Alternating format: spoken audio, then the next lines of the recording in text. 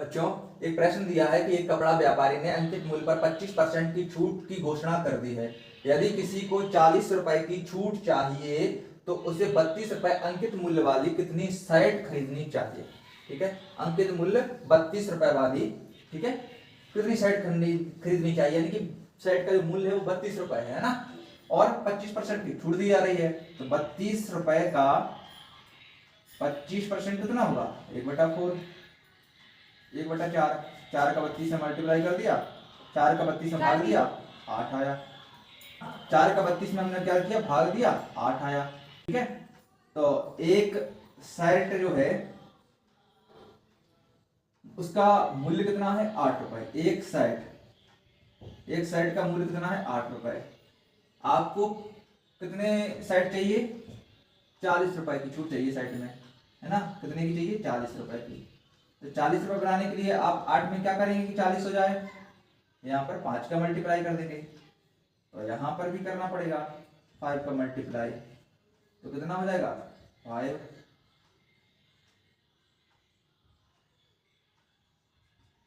Shirt. ठीक है, तो 40 रुपए की अगर छूट चाहिए तो उसमें कितनी शर्टें आएंगी, आपकी 5 शर्ट आ जाएंगी। ठीक है, प्रश्न हमारा दूसरा है कि एक कार कंपनी द्वारा निर्मित कार का जो लागत मूल्य है वो 1,50,000 है। इसका अंकित मूल्य क्या होना चाहिए ताकि 10% छूट हम दें, उसके बाद उसे 20% का लाभ प्राप्त हो जाए। ठीक है, तो इसका अंकित मूल्य क्या रखें हम, तो एक तरीका हमारा ये है कि जो लागत मूल्य है, सेलिंग प्राइस है सीपी, ठीक है, बटे अंकित मूल्य। अंकित मूल्य में याद करना है MRP। ठीक है, अब यहाँ पर क्या हो रहा है, 10% की छूट हो रही है। 100 में से 10% की अगर छूट होगी तो 90 रुपए वो वस्तु जाएगी, ये वो है ना, अंकित मूल्य रहेगा। छूट देने पर 20% का लाभ होता है, तो अगर 100 की कोई वस्तु है, 20% का लाभ हो रहा है, यानी कि 120 होगा उस वस्तु का मूल्य, है ना। ठीक है, तो अब क्या करेंगे, 0 से 0 कैंसिल, और यहाँ पर हम 3 चौक 3 3 9, 3 चौको 12। यहाँ पर हम सीपी का मान रख देते हैं। सीपी का मान क्या है अपना, सीपी का मान है 1,50,000। ठीक है, 3 से काट दिया, 3 5 15 और 2 0। ठीक है, 50,000 हो गया। अब हम 4 का इसमें मल्टीप्लाई कर देंगे। ठीक है, क्या कर देंगे, अब ऐसे देखो, 4 का इसमें हमने कर दिया मल्टीप्लाई, तो MRP बराबर क्या हो जाएगा, 5 चौको 20। ठीक है, और 00, तो हमारा जो आंसर होगा वो 20 लाख होगा। अंकित मूल्य हमारा क्या रहेगा, 20 लाख। बच्चों, प्रश्न में ये दिया है कि यदि किसी वस्तु का लागत मूल्य उसके बाजार मूल्य का, बाजार मूल्य मतलब होता है अंकित मूल्य है, मार्क प्राइस, उसका 2/5 है, उसे 10% की छूट पर बेचा जाता है, तो आपको प्रॉफिट बताना है कि कितना फायदा होगा, है ना, उस वस्तु को बेचने पर। ठीक है, ठीक है, तो बच्चों वस्तु का लागत मूल्य उसके बाजार मूल्य का 2/5 है। देखो 2/5 है, अगर अंकित मूल्य की बात आती है तो जो नीचे जो संख्या दी होती है वो हमेशा अंकित मूल्य होती है, यानी कि मार्क प्राइस होती है। ठीक है, मार्क प्राइस 5 रुपए है, और यहाँ पर आपका सीपी क्या है, क्योंकि लागत मूल्य उसके बाजार मूल्य का है, लागत मूल्य, तो लागत मूल्य यानी कि क्रय मूल्य कितना आ गया, 2 रुपए। ठीक है, अब क्या किया जा रहा है, 10% की छूट पर उसे बेचा जाता है। तो बच्चों हम इसको 2 ना मान करके 1 0 लगा देते हैं। इन दोनों में कोई फर्क नहीं है, कोई अंतर नहीं है, हमने 0 लगा दिया ताकि हम 10% की वैल्यू निकाल पाए, है ना। तो 10% की छूट पर इसको बेच दिया जाता है, तो मार्क प्राइस पर ही बेचा जाएगा। तो इसका 10% 10% कितना होगा आपका, 5 रुपए, है ना, 5 रुपए होगा। तो छूट पर बेचा जाता है, तो इस 50 का 10% कितना होगा, 5 रुपए। तो कितने में बेचा जाएगा उस चीज को, बेचा जाएगा 45 रुपए में, क्योंकि 5% की क्या है, छूट है, 45 रुपए में बेचा जाएगा। अब यहाँ पर क्रय मूल्य देखिए, अब ये क्या बन गया आपका, एसपी बन गया है, क्योंकि आप बेच रहे हो उस चीज को, है ना। तो क्रय मूल्य क्या है, 20 रुपए। 20 रुपए की कोई वस्तु है और उसको बेच कितने में रहे हो, 45 में। तो आपको क्या हुआ, प्रॉफिट हुआ या लॉस हुआ, प्रॉफिट हुआ। कितने रुपए का हुआ आपको, 25, यानी कि 25 रुपए का प्रॉफिट हुआ है। ठीक है, अब आपको प्रॉफिट परसेंट निकाल लो। प्रॉफिट परसेंट बराबर क्या होता है, प्रॉफिट 25। अब क्रय मूल्य कितना है, सीपी है अपना 20 रुपए इंटू 100 कर दो, यहां से एक जीरो से एक जीरो काट दो, 2 से काट दो 10 को, 2 पंचे 10 और 25 पंचे होता है 125। तो आपको 125% का क्या होगा, प्रॉफिट हो जाएगा। हाल में हमें दिया है कि एक दुकानदार अंकित मूल्य पर 10% की छूट देता है और 12% का लाभ प्राप्त करता है। लागत मूल्य और अंकित मूल्य का अनुपात बताना है। तो अंकित मूल्य पर 10% की छूट देता है, 10% की छूट यानी 90 रुपए हो गए, ठीक है। और 12% का लाभ यानी कि 112 हो गया।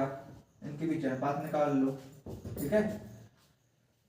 45 दूनी 90, यहाँ पर 2 इच्छिंग 2 पंचे 10 और 2 इच्छिंग 12, यानी कि 45 अनुपात 56, ठीक है। हमारा लागत मूल्य और अंकित मूल्य का अनुपात होगा। बच्चों अगला प्रश्न है कि एक टेबल को 1596 रुपए में बेचने पर आरब को 24% की हानि होती है, तो 24% का लाभ प्राप्त करने के लिए उसे किस कीमत पर बेचना चाहिए, ठीक है। तो एक टेबल को क्या करता है, 1596 रुपए में बेचता है, तो क्या होता है, 24% की हानि होती है, ठीक है। और कोई वस्तु 100 रुपए की है और उसको 24% की हानि होती है, तो भाई कितने में बेचेगा उस वस्तु को, है ना। तो उस वस्तु का मूल्य कितना होगा, 76 रुपए, है ना। तो क्या करना है आपको, 1596 में 76 का भाग दे देना है, ठीक है। और 24% का लाभ करना है, तो लाभ के लिए आपको 124 का गुणा करना है। कितने का, 124, क्योंकि 100 का 24% कितना होगा, 124 होगा, है ना। बस इस तरह से आपको कर देना है। अब आपको काट देना है, 2 से काटो, 2 दूनी 2 तिया 6, 2 अट्ठे 16, 2 इच्छिंग 12, 2 दूनी 4, फिर 2 से काटो, 18 दूनी 19 दूनी 38, है ना। और 2 तिया 6, 2 एकम 31, है ना। अब फिर काट सकते हैं क्या, 19 का भाग जा रहा है इसमें, 19 अट्ठे होते हैं 152, है ना। 7 बचे 76, 19 38 हाँ, तो यहाँ पर 84 आ जाएगा अपना, है ना। 19 से काटोगे, 19 अट्ठे 152, 7 बचे, 19 चौको 76 बटे 31। इसको आप हल कर देना, ठीक है। करते हैं, 4 8 4 तिया 12, 8 8 24 और 1 25, ठीक है। 4 10 6 यानी कि 26, तो 4 रुपए में उस कीमत को, 26 से 4 रुपए की कीमत में उस वस्तु को यानी कि टेबल को वह बेचेगा। ये दिया है कि किसी टीवी को 8% लाभ पर बेचा जाता है, यदि 7 से 14 रुपए अधिक में बेचा जाए तो लाभ 15% होता है। 18% लाभ प्राप्त करने के लिए किस कीमत पर बेचना होगा, ठीक है। तो बच्चों 8% का लाभ हो रहा है, लेकिन 714 रुपए अधिक में बेचा जाता है, ठीक है। 8% से 714 अधिक रुपए में बेचा जाता है, तो कितने परसेंट का लाभ होता है, 15% का लाभ। तो 8 से 15 तक कितने परसेंट का लाभ हुआ यहाँ पर, 7% का, यानी कि जो 7% की जो फ्रैक्शनल वैल्यू है वो आपकी 714 दी है, ठीक है। तो 1% की वैल्यू कितनी होगी, 1% की वैल्यू कितनी होगी, 7 से डिवाइड कर दो, 7 एकम 7 और 7 दूनी 14, 102, ठीक है। ठीक है, अब हमें निकालना है 18% की वैल्यू। 18% की वैल्यू निकालनी है तो कोई भी चीज होती है वो अपने आप में 100 होती है ना। 18% लाभ प्राप्त करना है तो हमें क्या करना पड़ेगा, 118 का मल्टीप्लाई कर दो, है ना। ठीक है, 18%, तो फिर क्या करना है, 18% लाभ प्राप्त करने के लिए किस कीमत पर बेचना चाहिए, तो 18% क्या होगा 118, है ना। तो 118 का मल्टीप्लाई कर दो, जो भी तुम्हारा आंसर रहेगा वो आ जाएगा। देख करते हैं, 2 8 16, 2 एकम 2 और 1 3, 2 एकम 2। ठीक है,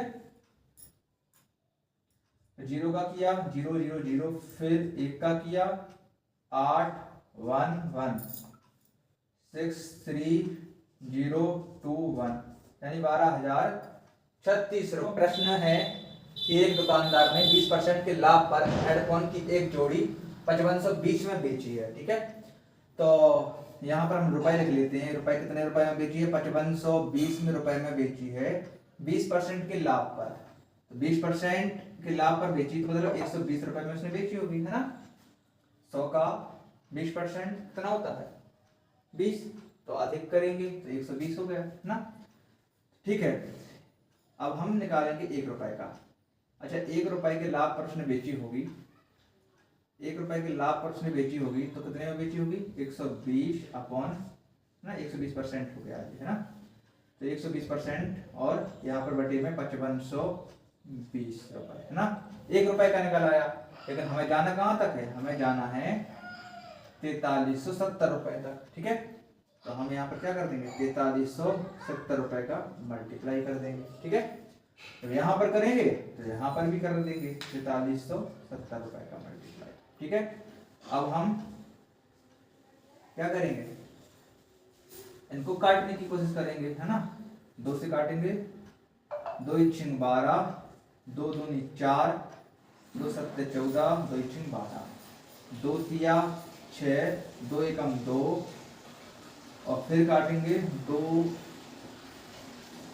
2 8 16, है ना, 2 एकम 2, यहाँ से काटा 2 एकम 2, 2 3 6, एक बचा 2 8 16, है ना, 138 हो गया। अब 3 से काट देंगे, 3 प्रकार 9 की चौको 12, एक बचा 18 हो गए, 3 18 46 हो गए। यहाँ पर काट देंगे 2 से, 2 2 4, 2 3 6, 3 40 हो गए। यहाँ पर 2 से काटें, 2 एकम 2 2 4, 2 एकम 2 17, 2 6 12, 2 7 14, 2 8 16, है ना। एक बचा 2 5 10, है ना। अब 23 का भाग देना है हमें, 23 से कम 23 2 40 3 9 54 पहले बदलते 96 पढ़ते 30 136 184 3 नंबर 207, 23 नंबर होते हैं बच्चों 207, है ना। इसको काट देंगे हम 23 से, 23 नंबर कितना होता है 207, कितने बचे 11, है ना। तो होगा 115, 23 पंचा कितना होता है 115, 23 5 115, यानी कि 95% आ गया। देखो बच्चों, कोई भी वैल्यू होती है वो अपने आप में कितनी होती है 100 होती है ना। कितनी होती है 100 होती है। ठीक है, उसमें से 95 हम अगर माइनस कर दे जाए, है ना, क्योंकि 95 आ रहा है, 100 से ऊपर आता तो उसे प्रॉफिट होता, 100 से कम आ रहा है इसलिए उसको हानि हो रही है, नुकसान हो रहा है। कितने का 5% का क्या हो रहा है, लॉस हो